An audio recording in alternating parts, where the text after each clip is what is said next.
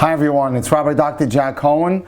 We're going to inaugurate a beautiful lecture tonight called the 5 Love Languages. It's something that we could really learn a lot from. I think if you're dating, it's so much more helpful if you see what the future has in store, so you can become the most effective dater. And if you're in marriage, you can always improve. You can always get better at it. So I think that in the next few weeks, it's going to be like a week-long seminar. We'll try to have it every Sunday, where we can share this amazing information and this incredible body of knowledge to become really effective daters and great marriage partners. Before I start tonight's presentation, so I'm a huge fan of Partners in Shidduchim, or it's now known as Shidduch Profiles Plus. It's an organization that you can see here that has devoted all of its resources to helping singles get married. It vets everyone. You put a profile up, you write a little bit about yourself. If you need any help, I can help you with that. It's just a great way to be seen and to meet others, and I use it extensively, and I've made already about 5 matches this year alone from Partners in Shidduchim on my own, thank God. And I want to encourage everyone out there who's single or who knows someone who's single to go onto Partners in Shidduchim, which is now known as Shidduch Profiles, and put your profile up. And if you need any help writing the profile, you can reach out to me. And before I start tonight's presentation, let me just put it out there. If you need any help in any aspect of dating or marital harmony or a shalom bayis, as we know it, the shalom bayit, we need help in putting together a top 10 list, which I'm a huge proponent of, or you need help in analyzing a shidduch that you're in. Today I did several of those, and I just finished with a marital harmony case. Thank God, set them straight. You can reach out to me at 305-206-1916. Again, 305-206-1916 is my cell phone. Send me a WhatsApp message and I'll make sure that I get back to you, and we'll set up an appointment to talk to each other. You can be from anywhere in the world. Okay, here we go. An amazing book that sold close to 50 million copies in many languages, and I thought that it has a lot of wisdom to share and to offer us. And what better way than to learn this book together? And by learning this book, we can apply the principles and become much more effective as marital partners, as daters and marital partners to be, and especially have great marriages. So the author describes that he's on an airplane 30,000 feet above sea level, somewhere between Buffalo and Dallas. He puts his magazine in his seat pocket and he wants to go to sleep. While someone nudges him and was wondering, the person sitting next to him, "Sir, what kind of work do you do? What do you do?" And he responds back, this Dr. Chapman, Gary Chapman, "I do marriage counseling, and I lead marriage enrichment seminars." And so the man says to him, "I've been married 3 times. And each time, it was wonderful when we started the marriage. But somehow after the wedding, it just fell apart. 3 marriages all ended in failure. All the love I thought I had for the woman and the love that we seem to have together just simply evaporated. I'm a fairly intelligent person, I'm successful in business, but I don't get it. Why can't I seem to run a functional, successful marriage?" So the Dr. Chapman asks him, "How long were you married?"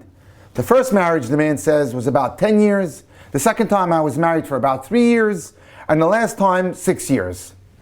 So he asks him a question. Did your love evaporate immediately after the wedding, or was it a gradual loss?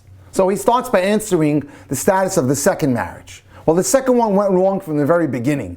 I don't know what happened. I thought we loved each other, but the honeymoon was a disaster, and we never recovered. We dated only 6 months, which in my book is a very long time. And it was a whirlwind romance. It was so exciting. But after the marriage, it was a battle from the get-go. And in my first marriage, he says, we had 3 or 4 good years before the baby came. And after the baby was born, I felt like she gave her attention to the baby, and I went unnoticed. It was as if she had one goal in life, was to have a baby. And after the baby, she no longer needed me. So I asked her, the doctor says, I asked him, "Did you tell your wife that?" "Yes," I told her. She said, "You're crazy. That she doesn't understand that she has to be a 24-hour nurse. She told me I should be more understanding and help her more. I tried, but it didn't seem to make a difference." And after that, we just grew apart. And after a while, there was no love left, just deadness. Both of us agreed the marriage was over. And my last marriage, I really thought that would be different. This time, I was going to date differently. We dated for 2 years. I thought we knew what we were doing, and I thought that perhaps for the first time, I knew what it meant to really love someone. I felt genuinely that she really loved me. And after the wedding, I don't think I changed. I continued to express to her love as I did in my marriage. I told her how beautiful she is. I told her how much I loved her. I told her how proud I was to be her husband. But after a few months after marriage, she started complaining. Like I didn't take out the garbage. I didn't hang up my clothes. She attacked my character. She said she can't trust me, accusing me of not being faithful to her. She became totally negative. Before marriage, she was never negative. That's one of the things that attracted me to her. She never complained about anything when we were dating. Everything I did when we were dating was simply wonderful. But once we got married, it seemed I could do nothing right. I honestly don't know what happened. Eventually, I lost my love for her, and I just began to resent her. She obviously had no love for me. We agreed there was simply no reason or benefit to stay together, and so we split up. And that was a year ago. So my question to you is, Dr. Chapman, what happens to love after the wedding?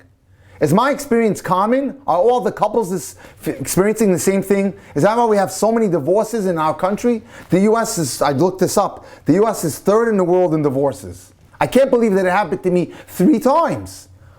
And those who don't divorce, does that mean they just live with emptiness? Or does their love stay alive? And the question this person put to me, the Dr. Chapman says, is like the questions that thousands of married and divorced people are asking today.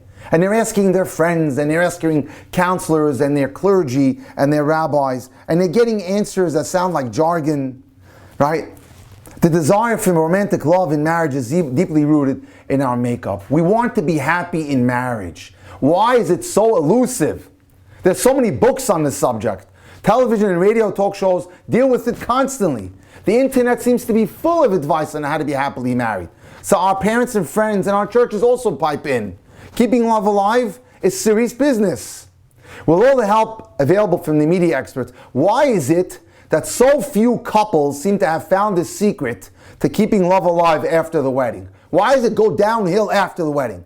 Why is it that a couple can attend the communication workshop, hear great ideas, go home, and they're totally unable to implement those ideas? How is it that we read something online called 10 Ways to Express Love to Your Spouse, try them, and no one acknowledges our effort? The spouse doesn't acknowledge our effort. We give up on the other ways and we just go back to life as usual. And the answer to those questions is the purpose of tonight's class and for the next few weeks. It's not that the books that we read and the articles that are published are not helpful. Indeed, they are. The problem is that we've overlooked one fundamental rule, one fundamental piece of truth. People speak different love languages. And I'll explain what that means. We grew up with our primary language of what we speak with our tongues. Right? Our parents taught us how to speak, whether it's English or French or Hebrew. Later on in our lives, we may have learned an additional second language, but that takes more effort. These become our secondary languages. We speak and understand best our native tongue. We feel most comfortable speaking that language. The more we use a second language, the more comfortable we become using it. If we speak only our primary language and nothing else, and we encounter someone from another country who speaks a different language, we're going to have problems. Our communication is going to be limited. We're going to have to grunt or point at things or draw pictures or act out our ideas so the other person who speaks a different language can possibly understand what we're talking about. We can communicate in different languages, but it's certainly awkward. Language differences are part and parcel of human culture. If we're to communicate effectively between different cultures, we must learn the language of those with who we wish to communicate with. In the area of love, it's very similar. That's the key. Your emotional love language and the language of your spouse can be as different as speaking Chinese to speaking English. No matter how hard you try to express your love in English, if your spouse only understands Chinese, you'll never understand how to love each other. And that's what's going on when a husband and wife speak different love languages. And so the person on the plane was speaking the language of affirming words to his third wife when he told her he loves her and how good how she cooks and how cute she looks.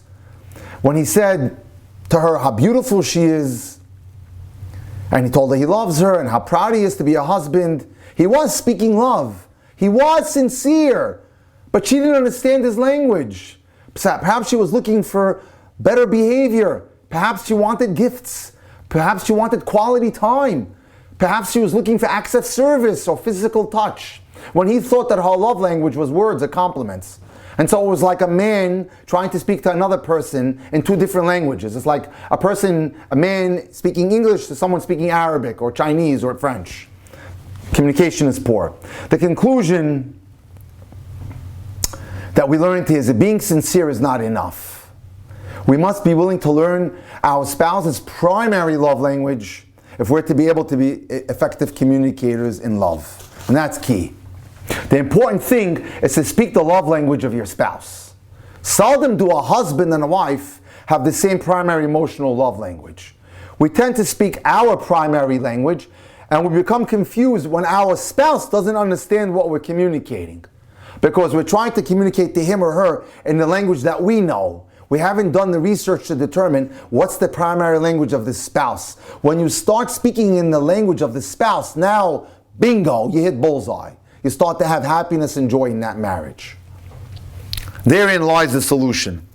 You're expressing your love, but the message is not coming through because we're speaking to our spouse in a foreign language. We're speaking to them in a language that we understand, but not necessarily they understand. And that's the fundamental problem.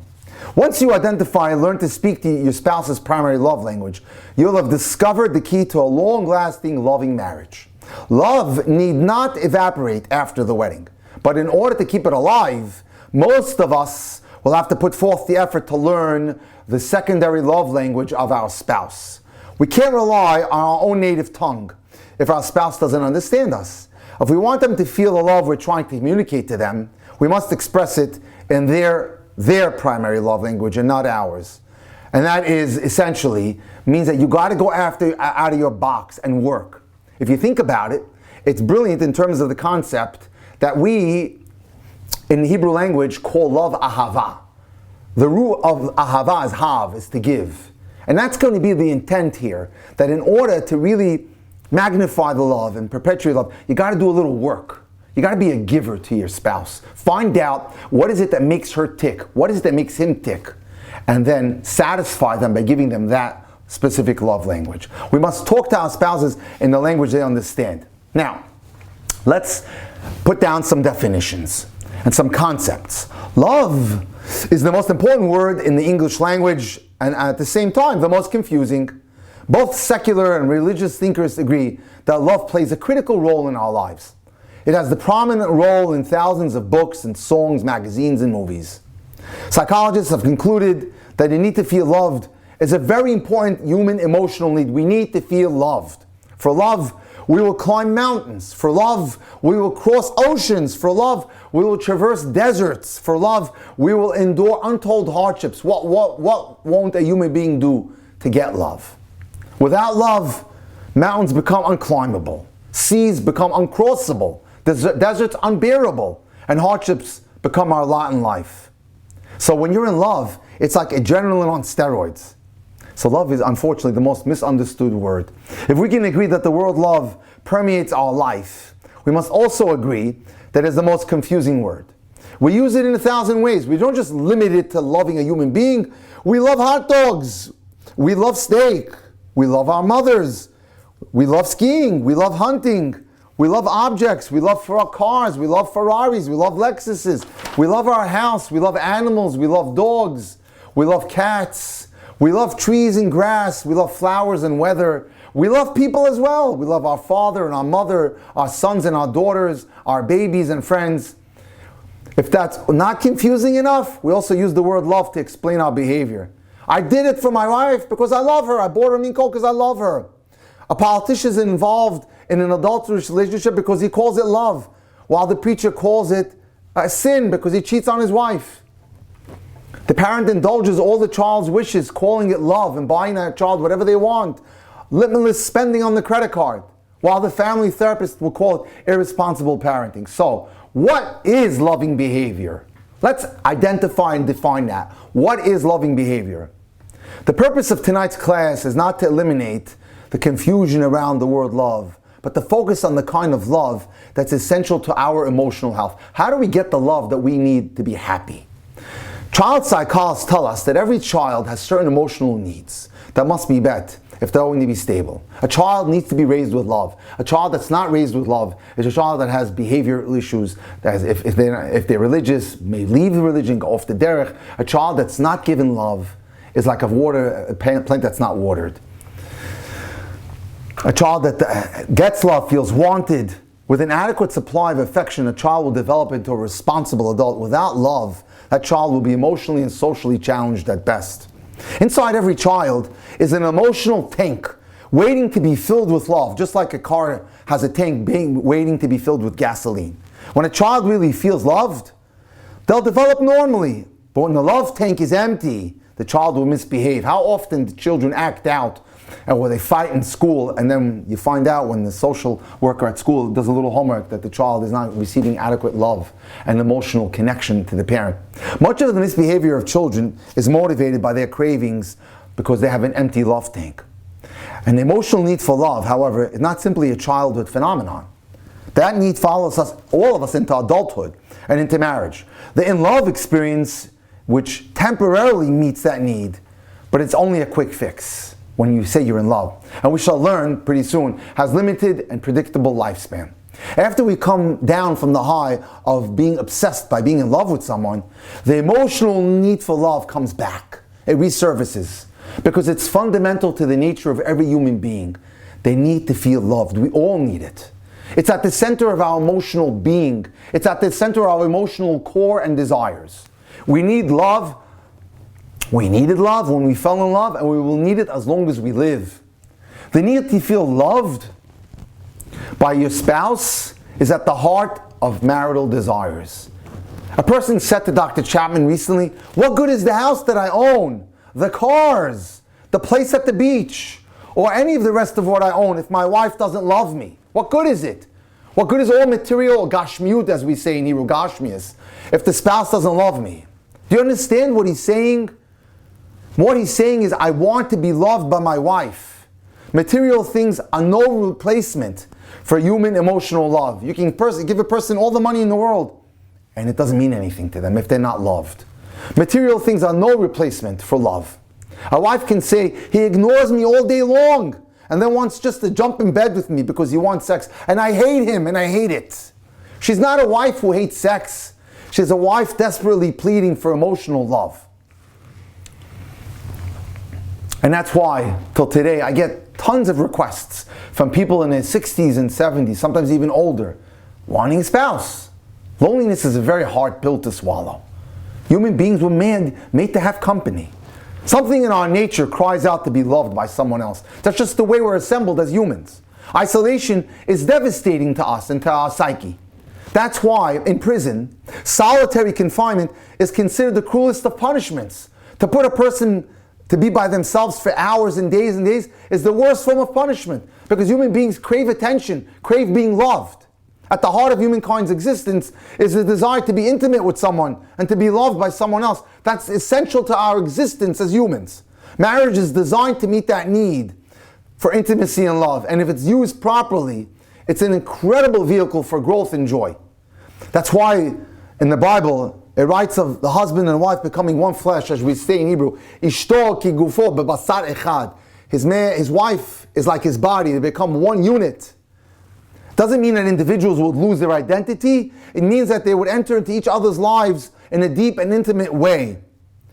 But if love is important, it's elusive. And why is it so elusive, ladies and gentlemen? Why is it so hard to obtain? We've listened to many married couples share their secret pain. Some came because the pain became unbearable. Others came because they realized that their behavior patterns or the misbehavior of their spouses was destroying the marriage. Some came simply to inform me that they no longer wanted to be married. Their dreams of living happily ever after have been dashed against the hard walls of reality. Again and again, we hear the words, "Our love is gone. Our relationship is dead. We used to feel close, but not now." Every Tuesday night, by the way, I'm in the middle of serializing a book called The River, the Kettle, and the Bird. And we described in that book 3 levels of love: the river, the kettle, and the bird. The river, we said, is just a common body of water that services 2 cities. Each city is just using the river for its own needs. That's a man and woman on a low level of love who simply live together but have no interest in each other's lives. And the kettle's a little higher level of love. It takes two elements, water and fire, and then can cook. Because if water alone would waterlog the food, fire would burn the food. But the kettle could bring them together. And as a result, boil food. That's a man and woman with a purpose. But still, it's not the highest level. Because they're there to take care of the children, whatever needs to be done. But when the kids are gone, then we have what's called empty nester divorces. Because they never built that strong love, which is a connection that leads to the bird. We'll explain that more on Tuesday. But that's what we're talking about. Could it be that deep inside hurting couples exists an invisible emotional love tank where the gauge is on E or empty? I said that to a couple tonight who came to see me, that they're only married a year and a half. I said, but if you're here, it's because your gauge is almost empty and we have to do something. It's a 911 call. Could the misbehavior, the harsh words, and critical spirit occur because of the empty tank? If we could find a way to fill the tank, could the marriage be reborn? With a full tank, would couples be able to create an emotional climate where it's possible to discuss their differences and resolve their conflicts? Could that tank be the key that make marriage work again? And that's important. Keeping the emotional love tank is as important to a marriage as maintaining the oil level in the car. We have to make sure that that love tank of our spouse is full. Running your marriage on an empty love tank may cost you even more than trying to drive your car without oil. So before we examine the 5 love languages, however, we must address one other important but very confusing phenomenon, ladies and gentlemen. The euphoric experience, which is the initial time point when we meet someone, and that's called falling in love. What is this period called falling in love? What's going on in that period? Let's examine it. And the doctor writes, a woman shows up at his office without an appointment and asks the assistant if she could just see me for 5 minutes. I knew Rachel, her name, for 18 years. She was 36. She was never married. From time to time, she made appointments to discuss difficulties in her dating relationships. She was a caring, conscientious person, so it was out of character of her just to simply show up without an appointment. But I felt maybe it's important, maybe there's a terrible crisis in her life, so I said to my secretary, usher her in, let her come in. And that was what she did. She skipped into the office, beaming with excitement and joy. And he asked her, how are you today, Rachel? Great, Dr. Chapman, she said. I've never been better in my life. I'm getting married. You are? To who and when? And his name is Ben. We're getting married in September. That's exciting. How long have you been dating? 3 weeks. I know it's crazy. After all the people I've dated and the number of times I came so close to getting married, I can't believe it myself. But I know Ben is the one. For sure he's the one for me. From the first date, we both knew it. Of course, we didn't talk about it on the first night. But 1 week later, after we started dating, he asked me to marry him. I knew he was going to ask me, and I knew I was going to say yes. I've never felt this way before. You know about the relationships that I've had through the years and the struggles that I've had with so many men. In every relationship, something wasn't right. I never felt at peace after marrying any of them, about marrying any of them. But I know I could tell you for sure, Ben is the one, even though I've only dated him 3 weeks. I know it's crazy, but I'm so happy. I've never been so happy in my life. What happened to Rachel? She's fallen in love. That's the period we're going to examine now, what this falling in love is. In her mind, Ben is the most wonderful man she's ever met. He's perfect in every way. He'll make the ideal husband. She thinks about him day and night. The fact that Ben has been married twice before, the fact that he has 3 kids, and that he's held on 3 jobs in the past year, been fired from 2 out of 3, is trivial to her. She doesn't see it. She's in a cloud. She's happy. And she's convinced that she'll be happy forever with Ben. She's in love. Most of us enter marriage by way of this in love experience. We meet someone whose physical qualities and personality traits create enough electric shock to trigger our love alert system. The bells go off and we set in motion the process of getting to know the person. The first step may be sharing a hamburger or steak, but our real interest is not the food. We're on a quest to discover this love. Could this warm, tingly feeling I have inside be the real thing? And then we start talking about marriage because everyone agrees that being in love is a necessary foundation for a good marriage. At its peak, the quote-unquote in-love experience is euphoric. You're on a high. We're obsessed with each other. We go to sleep thinking about each other. When we get up, that person is the first thought in our minds. We long to be together. Spending time together is like playing in the room of heaven. The person who's in love, will call her Jen, has the illusion that her beloved is simply a perfect person. Her best friend can see the flaws. It bothers her friend how this man can talk so disrespectfully to Jen. But Jen doesn't see it, she doesn't listen. Her mother notes that the young man can't seem to hold a steady job. But the mother keeps her concerns to herself and asks polite questions about the man's plans. Our dreams before marriage are marital bliss. We're going to make each other supremely happy. We stand there under the chuppah and we think it's going to be like this forever. This is why my Rabbi, Avigdor Miller, was one of the great giants of the past centuries. We think that what's going on the night of the chuppah is this going to be a euphoric feeling that'll be with us ad netzach, until eternity. It's just a hoax. Other couples may argue and fight, but not us. We'll never fight. We love each other. Of course, we're not totally naive. We know that we'll eventually have a difference here and there, but we'll discuss those differences openly. One of us will always be willing to make concessions. We'll live in wonderful bliss. We'll reach agreements all the time. It's hard to believe anything else when you're quote unquote in love. We've been led to believe this, ladies and gentlemen, that if we're really in love, it will last forever. We'll always have that wonderful feeling that we have at that moment. Nothing could ever come between us. Nothing will overcome our love for each other. We're caught up in the beauty and charm of each other's personality. Our love is the most important thing we have ever experienced. We observe that some married couples seem to have lost that feeling, but we'll never lose it. It'll never happen to us. Maybe they didn't have the real thing because we have found that island of nirvana. We found the real thing. Unfortunately, the eternality of this in-love experience is fiction, not fact. Most studies show that obsession or infatuation, call it what you want, let's call it obsession, lasts a year and a half at most. After studying scores of couples, they've concluded that romantic obsession at best could be a year and a half, maybe 2 years. Eventually, everyone agrees we all descend from the clouds and plant our feet on earth again, on Mother Earth. Our eyes are opened and we see the warts and the pimples of the other person. Her endearing quirks are now merely annoying. His sense of humor doesn't get me anymore. I'm not so happy with their jokes. Those little bumps we overlooked when we were in love now become huge mountains.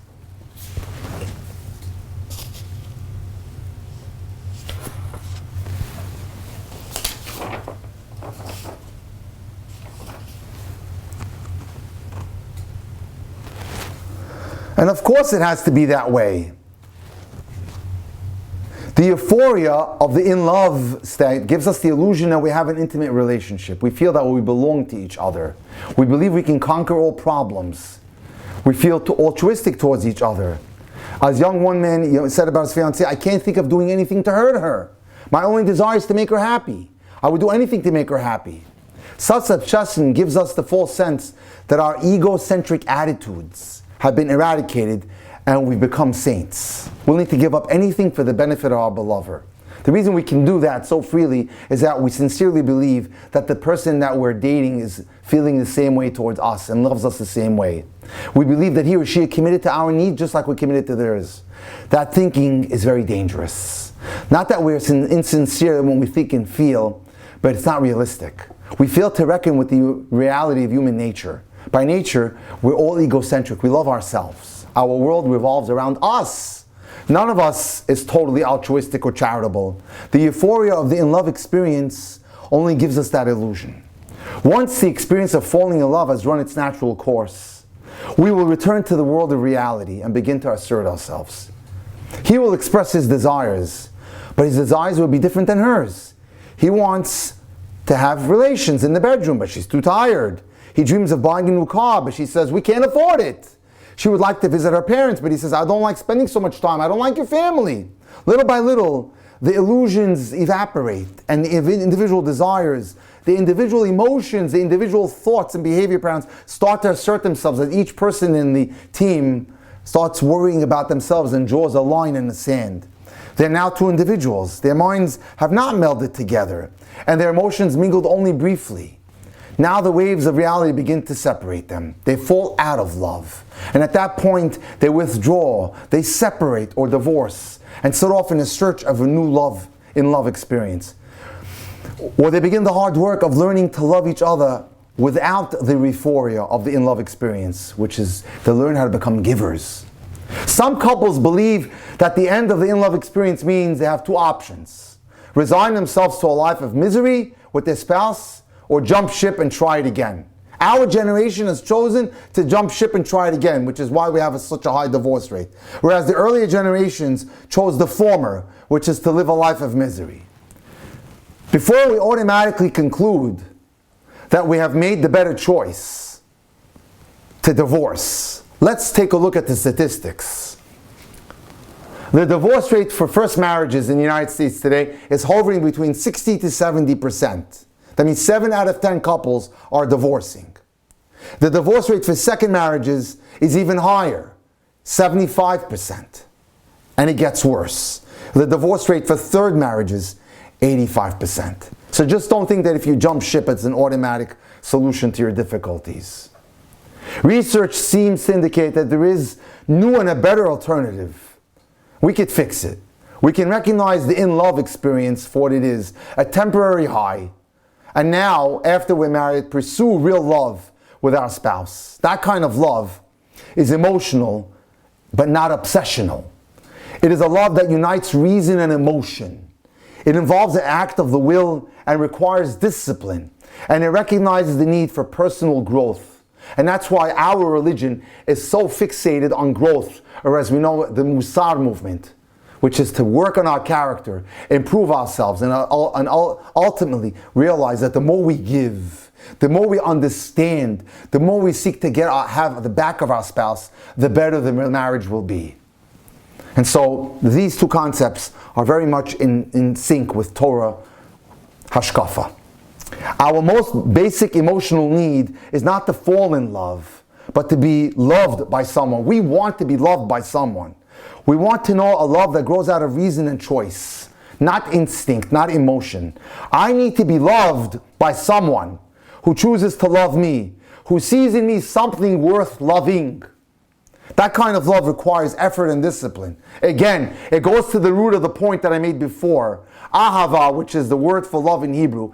The root of the word ahava is the two letters in the middle, hav, is to be a giver. So we have to remind ourselves, a good love, a proper love requires effort and discipline.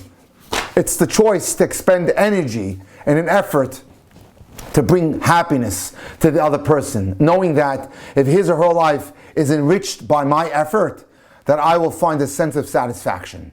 The satisfaction of having you genuinely loved another by giving.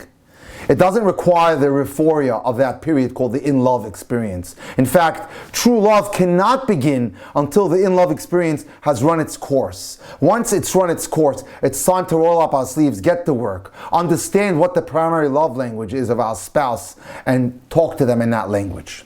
We cannot take credit for the kind and generous things we do while we're under the influence of that obsession of being in love. We are pushed and carried along by an instinct, a force that goes beyond our normal behavior patterns. It's like something's taking us over and making us act in a certain way like a robot. But if once we return and plant our feet in the real world, we choose to be kind and generous, that's real love. Again, it talks to the heart of Torah outlook, of Torah Hashkafa. The emotional need for love must be met if we're going to have emotional health, because we need love and we need to give love. Married adults long to feel affection and love from their spouses. We feel secure when we're assured that our mate accepts us. We feel secure that our mate wants us and is committed to our well-being. During the in-love stage, that first euphoric stage, we felt all those emotions. It was heavenly while it lasted. But how do we keep it going? Well, our mistake was in thinking it would last forever. That obsession was not meant to last forever. In the textbook of marriage, it's but the introduction. That's what gets us started. And that's how we meet our significant other.